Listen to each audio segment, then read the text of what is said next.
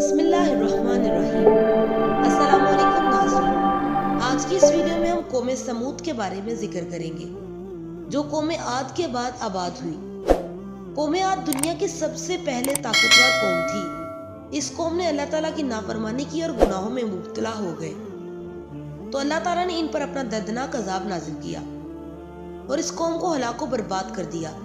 اس قوم کا نام صفحہ ہستی سے مٹا دیا گیا۔ ناظرین، قوم عاد کے بعد اس دنیا میں ایک نئی قوم ابھری جسے قوم سمود کہا جاتا ہے۔ ناظرین، قوم سمود حجر کے علاقے میں آباد تھی۔ قوم سمود مغربی اور شمالی عرب تک پھیلے ہوئے تھے۔ اس قوم کا دارالحکومت حجر تھا جو شہر حجاز کے بالکل قریب تھا، جو آج میدان صالح کے نام سے جانا جاتا ہے۔ اللہ تعالیٰ نے اس قوم کو یعنی قوم سمود کو بے شمار نعمتوں سے نوازا تھا، لیکن اس کے باوجود اس قوم نے ایسا کیا گناہ کیا جس کی وجہ سے اللہ تعالیٰ نے اس قوم پر اپنا دردناک عذاب نازل کیا اور اس قوم کو صفحہ ہستی سے مٹا دیا۔ اللہ تعالیٰ نے اس قوم کو رہتی دنیا کے لیے عبرت کا نشان بنا دیا۔ اس قوم کے گھر آج تک نشان عبرت کے طور پر موجود ہیں۔ اس قوم نے بڑے بڑے پہاڑوں کو تراش کر اپنے محلات بنائے ہوئے تھے۔ اللہ تعالیٰ نے قوم سمود کو بہت کچھ عطا فرمایا تھا: سرسبز باغات، میٹھے پانی کی نہریں، ہر قسم کے پھل۔ اس قوم کے عالیشان محلات اس قدر خوبصورت تھے کہ دور دراز سے لوگ صرف ان کے عالیشان محلات کو دیکھنے آتے تھے۔ ناظرین، قوم سمود اپنی عالیشان محلات اور سبز و شاداب اور بے شمار نعمتوں کی وجہ سے یہ قوم غرور و تکبر میں آ کر اللہ تعالیٰ کی نافرمانیاں کرنے لگی اور اللہ تعالیٰ کی عبادت کرنے کی بجائے اپنے ہاتھوں سے تراشے ہوئے بتوں کی پوجا کرنے لگی، اور یہ بات بھی بھول بیٹھے انہی کی قوم پر اسی گناہوں کی وجہ سے عذاب نازل کیا تھا اور انہیں صفحہ ہستی سے مٹا دیا گیا تھا۔ جب اس قوم کی سرکشی حد سے بڑھ گئی تو اللہ تعالیٰ نے اس قوم کی طرف اپنے نبی حضرت صالح علیہ السلام کو مبعوث فرمایا۔ چنانچہ حضرت صالح علیہ السلام نے اس قوم کو بت پرستی سے منع فرما کر واحد اللہ کی عبادت کی دعوت دی اور اس کے سوا دوسروں کی عبادت سے باز آنے کی نصیحت کی۔ تو اس قوم نے آپ علیہ السلام سے کہا، ہمیں تو تمہارے نبی ہونے پر ہی شک ہے، اگر تم اللہ کے نبی ہو تو ہمیں کوئی معجزہ دکھاؤ۔ حضرت صالح علیہ السلام نے اس قوم سے پوچھا، تم کون سا معجزہ چاہتے ہو؟ اس پر آپ علیہ السلام کی قوم کے سردار ایک چٹان کی طرف اشارہ کرتے ہوئے کہنے لگے، یہ تو چٹان ہے، ہم چاہتے ہیں کہ آپ اس میں سے ایک ایسی اونٹنی نکالیں جو گابن ہو، گابن یعنی دودھ دینے والی، جو 10 ماہ کی حاملہ ہو۔ حضرت صالح علیہ السلام نے ان سے فرمایا کہ اگر ایسا ہو جائے تو تم ایمان قبول کر لو گے؟ انہوں نے آپ علیہ السلام سے پختہ وعدے کیے اور مضبوط عہد و پیمان کیے۔ چنانچہ حضرت صالح علیہ السلام نے نماز پڑھی، دعا کی اور ان سب کے دیکھتے ہی دیکھتے چٹان ہلنے لگی اور اس کے بیچ میں سے ایک ایسی اونٹنی نمودار ہوئی جیسی سرداران نے کہا تھا۔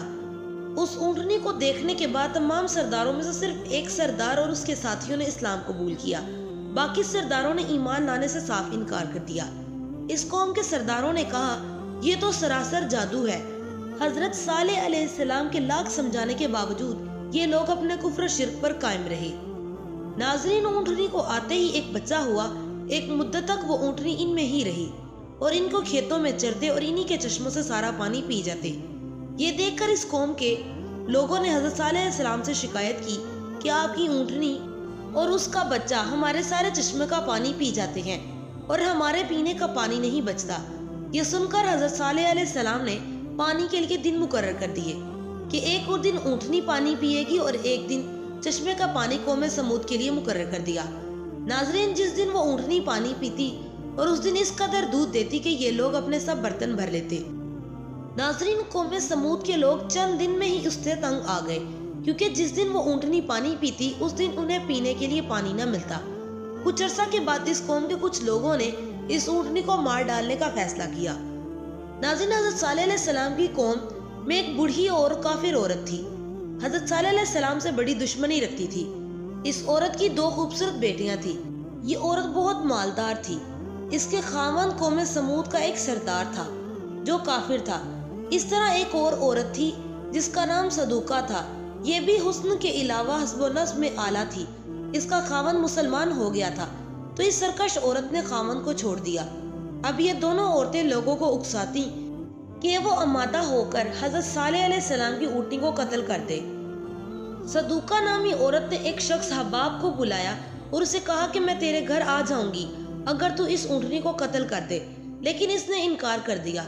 फिर इसने अपने चचा के बेटे को बुलाया और इसे इस काम के लिए राजी कर लिया। वो खबीज इसके हुस्न और जमाल का दीवाना था और जल्द ही वो इस बुराई पर आमादा हो गया। इधर उस दूसरी औरत ने एक कदार नामी लड़की को बुलाकर कहा कि मेरी इन खूबसूरत नौजवान लड़कियों में से जिसे तू चाहता है उसे तुझे दे दूंगी, इस शर्त पर कि उस ऊँटनी को मार डाल। ये खबीज भी आमादा हो गया। ये था भी बदकार औरत का बेटा। अब दोनों चले और अहले समूद और दूसरे शरीरों को भी इस पर आमादा किया। चुनाचा 7 शख्स इस पर आमादा हो गए और ये 9 फसादी शख्स इस बुरे इरादे को पूरा करने चल पड़े। और ऊँटनी के वापस आने के रास्ते में जब ऊँटनी नजर आई तो एक आदमी ने इस पर तीर चलाया जो कि इसकी रान की हड्डी में लगा। उस वक्त कदार ने उस ऊँटनी के दोनों पिछले पांव काट दिए।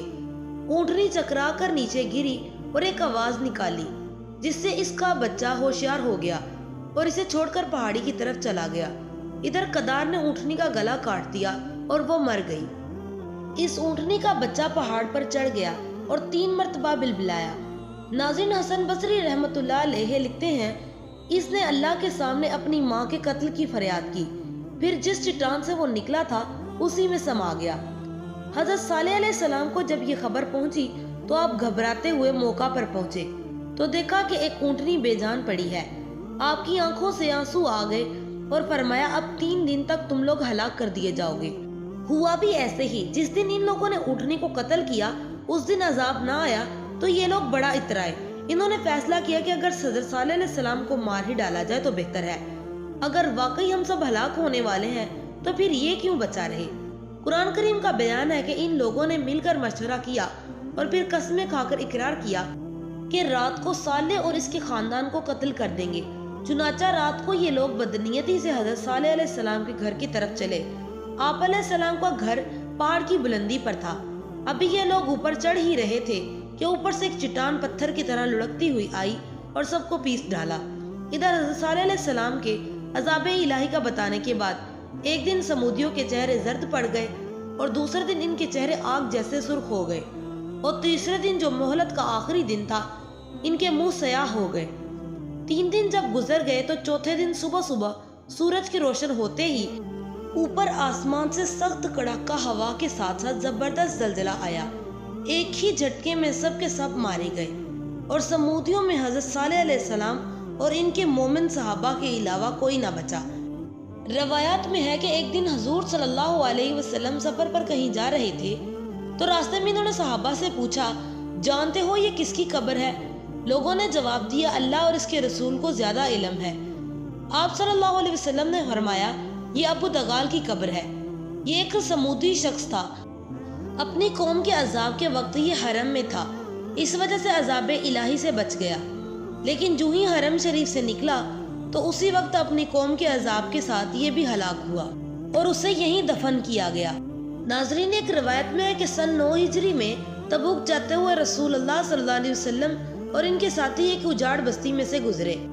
मसनद अहमद में है कि जब तबूक के मैदान में उतरे लोगों ने समूदियों के घरों के पास डेरे डाले और इन्हीं कुओं के पानी से आटे गूंदे हंडियां चढ़ाई तो आप सल्लल्लाहु अलैहि वसल्लम ने हुक्म दिया कि सब हांडियां उलट दी जाएं और गुंदा हुआ आटा ऊंटों को खिला दिया जाए। फिर फरमाया, यहाँ से कूच करो और उस कुएं के पास ठहरो जिससे हजरत सालेह अलैहिस्सलाम की ऊँटनी पानी पीती थी।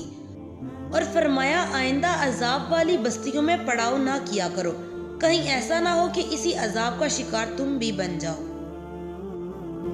उम्मीद है आपको आज की वीडियो पसंद आई होगी। वीडियो पसंद आई हो तो वीडियो को लाइक करें और दूसरों के साथ शेयर करें और ऐसी मजीद वीडियोस देखने के लिए हमारे चैनल को सब्सक्राइब करें। अल्लाह हाफिज।